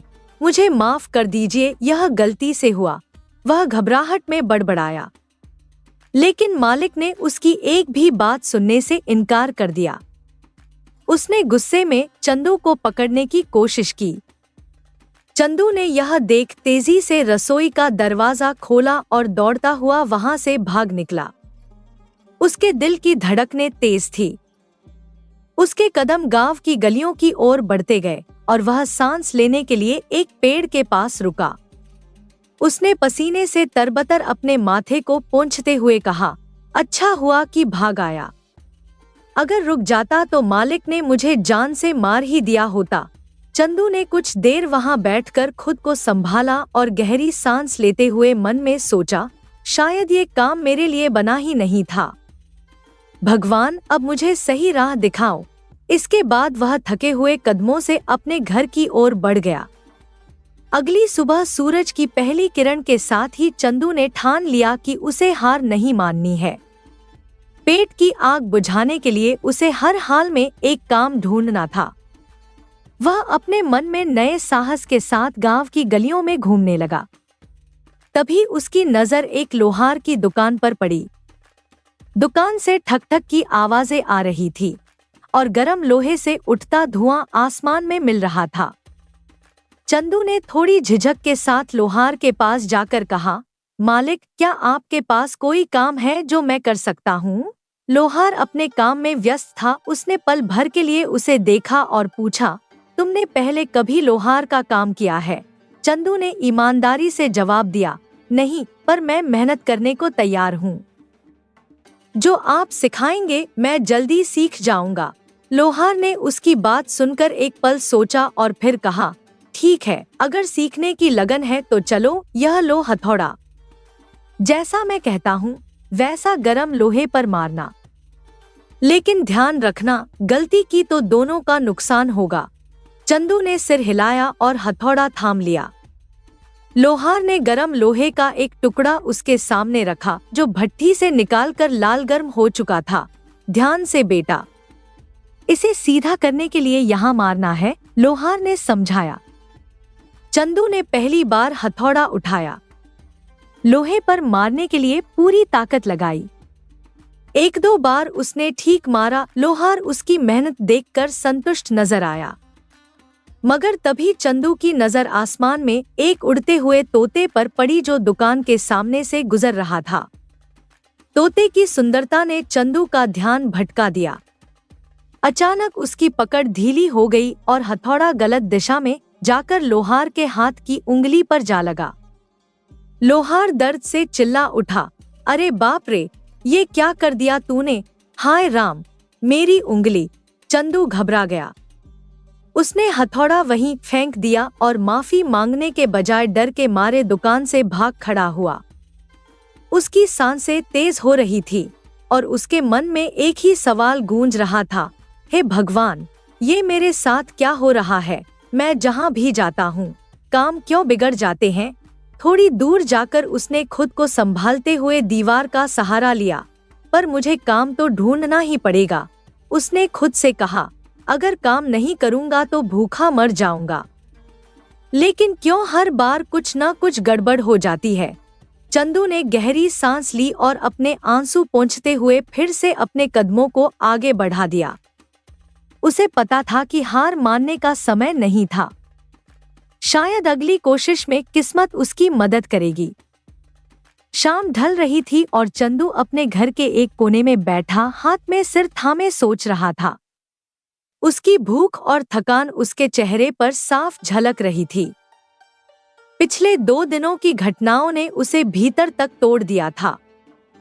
पेट में भूख की ज्वाला थी मगर दिमाग में काम की चिंता उससे बड़ी थी। तभी दरवाजे पर हल्की दस्तक हुई। चंदू बेटा, दरवाजा खोलो। बाहर से वेदिका काकी की स्नेह भरी आवाज आई। चंदू ने लड़खड़ाते कदमों से दरवाजा खोला। वेदिका काकी के हाथ में एक ढकी हुई थाली थी। वह अंदर आई और चंदू को ध्यान से देखते हुए बोली, क्या हुआ बेटा, कहीं काम नहीं मिला क्या? चंदू ने भारी आवाज में कहा, काकी मैं जहाँ भी काम मांगने जा रहा हूँ वहाँ कुछ न कुछ अनहोनी हो रही है। कल एक ढाबा जल गया और आज मेरी वजह से लोहार की उंगली कट गई। ऐसा लगता है जैसे मेरे हाथ में कामयाबी नहीं बल्कि बर्बादी लिखी है। वेदिका काकी ने उसकी बात ध्यान से सुनी और उसके पास बैठते हुए प्यार से उसके कंधे पर हाथ रखा। बेटा ऐसा मत सोचो। जिंदगी में कभी कभी ऐसा समय आता है जब सब कुछ उल्टा लगता है, लेकिन ये समय भी बीत जाएगा। तुम्हें हिम्मत नहीं हारनी चाहिए। उन्होंने थाली को चंदू के सामने रखते हुए कहा, देखो तुम्हारी शक्ल बता रही है कि तुम कल से भूखे हो। पहले ये खाना खा लो। खाली पेट इंसान ठीक से सोच भी नहीं सकता। चंदू ने थाली की ओर देखा। उसमें गर्मागर्म रोटी, दाल और सब्जी रखी थी। उसकी आंखें नम हो गईं। उसने थके हुए स्वर में कहा, काकी आप हमेशा मेरी मदद करती हैं। मैं आपका ये एहसान कभी नहीं भूलूंगा। वेदिका काकी मुस्कुराते हुए बोली, बेटा ये कोई एहसान नहीं है। हम पड़ोसी हैं और पड़ोसी ही तो एक दूसरे के काम आते हैं। अब उदास रहना छोड़ो और खाना खाओ। चंदू ने थाली उठाई और धीरे धीरे खाने लगा। हर निवाले के साथ उसकी भूख तो मिट रही थी, मगर उसके भीतर का दुख और असफलता का बोझ उसकी आंखों में झलक रहा था। काकी ने उसे ध्यान से देखा और बोली, चंदू हर असफलता हमें एक सबक सिखाती है। तुम कोशिश करना मत छोड़ो। भगवान पर भरोसा रखो। जहाँ मेहनत होती है वहाँ रास्ते खुद ब खुद खुल जाते हैं। चंदू ने सिर झुकाकर कहा, आप सही कह रही हैं काकी। मैं फिर से कोशिश करूँगा। सुबह का उजाला फैला था और चंदू एक नई उम्मीद लेकर मिठाई की दुकान पर पहुंचा। उसकी भूख और थकान ने उसे और ज्यादा मेहनत करने की वजह दी थी। दुकान के मालिक एक हंसमुख और विश्वास से भरे व्यक्ति थे। वे चंदू को देखकर बोले, अरे क्या बात है, काम ढूंढ रहे हो? क्या तुम्हें मिठाइयाँ बनानी आती हैं? चंदू ने आत्मविश्वास से कहा, जी हाँ साहब, मैं मिठाइयाँ बनाना जानता हूँ। अगर आप कहें तो मैं अभी आपको बनाकर दिखा सकता हूँ। मालिक ने मुस्कुराते हुए कहा, अरे तुम्हारे जैसे मेहनती लड़के की ही तो मुझे तलाश थी। आ जाओ, रसोई में काम शुरू करो। चंदू ने फौरन काम संभाल लिया। उसने हलवाई के बर्तन संभाले, घी गरम किया और बेसन, चीनी और इलायची मिलाकर मिठाइयाँ बनाने लगा। उसकी मेहनत देखने लायक थी। दिन भर वह रसोई में व्यस्त रहा और शाम तक उसने मिठाइयाँ तैयार कर दी। शाम को दुकान का मालिक रसोई में आया और हंसते हुए बोला, अरे भाई बताओ तो सही, दिन भर क्या किया? लाओ मिठाई चखा कर दिखाओ। चंदू ने गर्व से मिठाइयों की थाल मालिक के सामने रख दी। मालिक ने मिठाई उठाई और जैसे ही उसे चखा, उसका चेहरा गुस्से से लाल हो गया। ये क्या है? मालिक ने चिल्लाते हुए कहा, यह मिठाई इतनी नमकीन क्यों है? सत्यानाश कर दिया। तुमने चीनी की जगह नमक डाल दिया है। मेरी सारी मेहनत और सामान बर्बाद कर दिया। यह नुकसान कौन भरेगा? तुम्हें तो मैं नहीं छोड़ूंगा। चंदू घबरा गया। उसने घबराहट में कहा, मालिक, मैंने तो मिठाई में चीनी ही डाली थी। मुझे नहीं पता ये नमक कैसे आ गया। लेकिन मालिक गुस्से में चिल्लाते हुए उसकी ओर बढ़ा। चंदू ने स्थिति को भांपते हुए फौरन थाल वहीं छोड़ दी और दुकान से बाहर की ओर भागा। गांव की तंग गलियों से भागते हुए चंदू ने एक पेड़ के नीचे रुककर गहरी सांस ली। उसने थके और उदास स्वर में कहा, आखिर यह मेरे साथ क्या हो रहा है? मैं तो मेहनत कर रहा हूँ, फिर भी हर जगह सब कुछ उल्टा क्यों हो जाता है? वह भारी मन और उदास चेहरे के साथ घर लौट आया। लेकिन यह घटना यहीं खत्म नहीं हुई। अगले दिन से गांव भर में चंदू की चर्चा होने लगी। लोग उसे अजीब नजरों से देखने लगे। दुकान मालिकों ने चंदू को अशुभ और नुकसान पहुंचाने वाला कहना शुरू कर दिया। चंदू का नाम सुनते ही दुकानदार अपनी दुकानों से भाग खड़े होते। कोई कहता, अरे वह आया तो कुछ न कुछ गड़बड़ हो जाएगी। दूसरा जोड़ता, कहीं हमारी दुकान पर भी नमक से मिठाई न बना दे। चंदू की स्थिति दिन ब दिन बदतर होती जा रही थी। उसकी मेहनत और ईमानदारी के बावजूद उसे कोई काम देने को तैयार नहीं था। वह खुद से सवाल करता, क्या मैं सच में इतना बदकिस्मत हूँ या यह सब केवल एक इम्तिहान है? दिन ढल रहा था। आसमान में लालिमा फैली हुई थी और चंदू अपने घर के कोने में बैठा अपनी किस्मत को कोस रहा था। उसकी आंखों से आंसू बह रहे थे।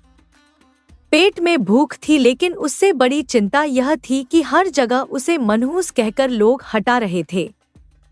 तभी दरवाजे पर हल्की दस्तक हुई। वह सोच में डूबा था, लेकिन आवाज सुनकर चौंका। दरवाजा खोलते ही उसने देखा कि वेदिका काकी भोजन की थाली लेकर खड़ी थी। उनका चेहरा ममता से भरा था। चंदू बेटा, देखो तुम्हारे लिए खाना लाई हूँ। भूख से मरोगे क्या? चंदू ने थाली की ओर देखा, फिर उदास स्वर में कहा, काकी, आखिर कब तक आप मुझे मुफ्त का खाना खिलाती रहेंगी? मैं आपकी यह मदद कभी नहीं चुका पाऊंगा। वेदिका काकी मुस्कुराते हुए बोली, बेटा, ये कैसी बातें कर रहे हो? पड़ोसी होकर भी अगर एक दूसरे का सहारा न बने तो क्या फायदा? चंदू की आंखों में नमी आ गई। उसने रुंधे गले से कहा, काकी, मैं सच कह रहा हूँ। मैं जहाँ भी जाता हूँ वहाँ लोगों का नुकसान हो जाता है। मुझे डर है कि कहीं मेरी मदद करते करते आपके साथ भी कोई अनहोनी न हो जाए। काकी उसकी बात सुनकर कुछ कहने ही वाली थी कि अचानक उनका पैर घर की देहरी पर फिसल गया। वह जोर से नीचे गिर पड़ी। उनके माथे और पैर पर गहरी चोट आ गई। दर्द से कराहती हुई काकी चंदू की ओर देखती रहीं।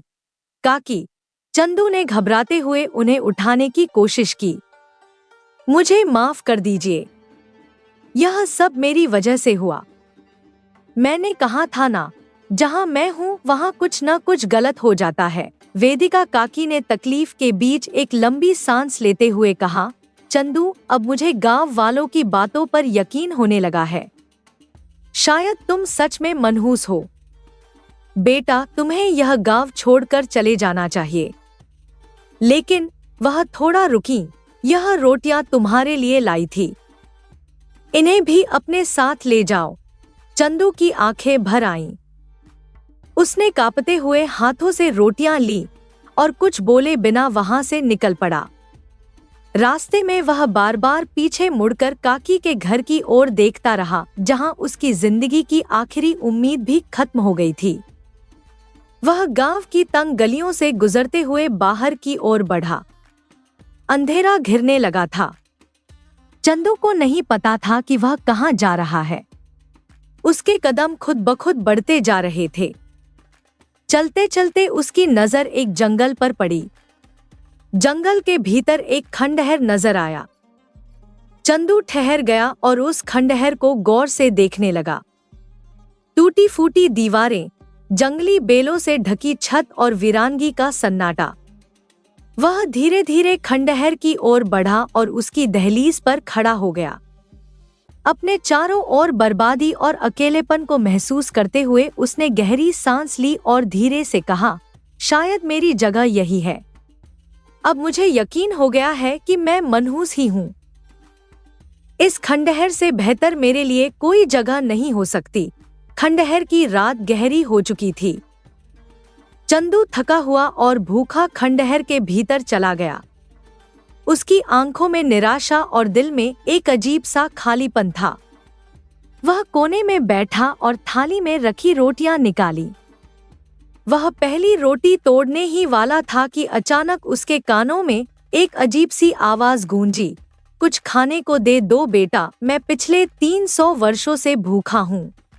चंदू ने चौंक कर इधर उधर देखा। उसकी आंखें डर और हैरानी से चौड़ी हो गईं। खंडहर की छाया में एक बूढ़ा साधु लेटा हुआ कराह रहा था। उसकी हड्डियां झांक रही थी और चेहरा गहरी थकान और पीड़ा से भरा हुआ था। हिम्मत जुटाकर चंदू उसके पास गया और कहा, बाबा, आप 300 वर्षों से भूखे हैं, यह कैसे संभव है? साधु ने धीमी लेकिन गंभीर आवाज में कहा, सब कुछ संभव है बेटा। यह संसार रहस्यों से भरा है, लेकिन फिलहाल मेरी भूख असहनीय हो गई है। क्या तू अपनी रोटियां मुझे दे सकता है? चंदू को कुछ पल के लिए लगा जैसे उसके सामने कोई सपना चल रहा हो, लेकिन साधु की दर्द भरी आवाज ने उसके दिल को पिघला दिया।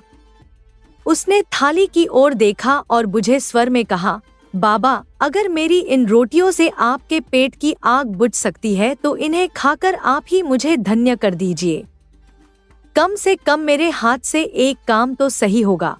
चंदू ने थाली उठाई और अपनी रोटियां साधु को पकड़ा दी। साधु ने कांपते हाथों से रोटियां ली और जैसे ही पहला निवाला खाया, उनका शरीर बदलने लगा। उनकी आंखों में चमक लौट आई, चेहरा ताजगी से भर गया और वे धीरे धीरे खड़े हो गए। चंदू यह सब देखकर अवाक रह गया। यह क्या हो रहा है बाबा? आप अचानक इतने स्वस्थ कैसे हो गए? साधु ने मुस्कुराते हुए कहा, मुझे पता था कि एक दिन तू यहाँ आएगा। मैंने तेरा इंतजार 300 वर्षों तक किया है। चंदू की हैरानी और बढ़ गई। बाबा, मैं आपकी बातों का मतलब नहीं समझ रहा हूँ। आप कौन हैं और मुझसे आपका क्या संबंध है? साधु ने गंभीर स्वर में कहा, बेटा, तुझे याद नहीं, लेकिन यह सब तेरे पिछले जन्म का खेल है। तेरे पिछले जन्म में तूने मेरे साथ बड़ा अपराध किया था। उस अपराध के कारण मैंने तुझे श्राप दिया था कि अगले जन्म में तेरा हर प्रयास असफल होगा और तुझे अपमान और कष्ट सहना पड़ेगा। आज वह श्राप समाप्त हुआ। चंदू ने कांपती आवाज में कहा, लेकिन मैंने ऐसा क्या अपराध किया था बाबा? चंदू साधु महाराज की बातों को सुनकर आश्चर्यचकित था। उसकी आंखों में संशय और जिज्ञासा झलक रही थी। साधु महाराज ने गंभीर स्वर में कहा, पिछले जन्म में तुम एक घमंडी राजा थे। यह जो टूटा फूटा खंडहर देख रहे हो, यह 300 वर्ष पहले तुम्हारा विशाल और भव्य महल था। उस समय मैं एक साधारण भिक्षु था और तुम्हारे महल में भिक्षा मांगने आया था, लेकिन तुमने मेरा अपमान किया और मुझे भूखा ही महल से बाहर निकाल दिया। साधु ने रुककर एक गहरी सांस ली और आगे बोले, अपनी अपमान की पीड़ा में मैंने तुम्हें श्राप दिया था कि एक दिन तुम्हें मुझे अपने हाथों से रोटी खिलानी पड़ेगी, चाहे इसके लिए तुम्हें पुनर्जन्म ही क्यों न लेना पड़े। चंदू यह सब सुनकर घबरा गया। उसने पूछा, तो अब मुझे क्या करना होगा महाराज? साधु ने उसे खंडहर के भीतर एक गुफा की ओर इशारा किया। गुफा में पहुंचते ही चंदू की आंखें चौंधिया गईं। वहां सोने के ढेर लगे हुए थे जिन्हें देखकर कोई भी लालच में आ सकता था। साधु ने कहा, यह सारा सोना तुम्हारा है। यह तुम्हारे पिछले जन्म की कमाई है। इसे ले जाओ और एक अमीर जीवन जियो।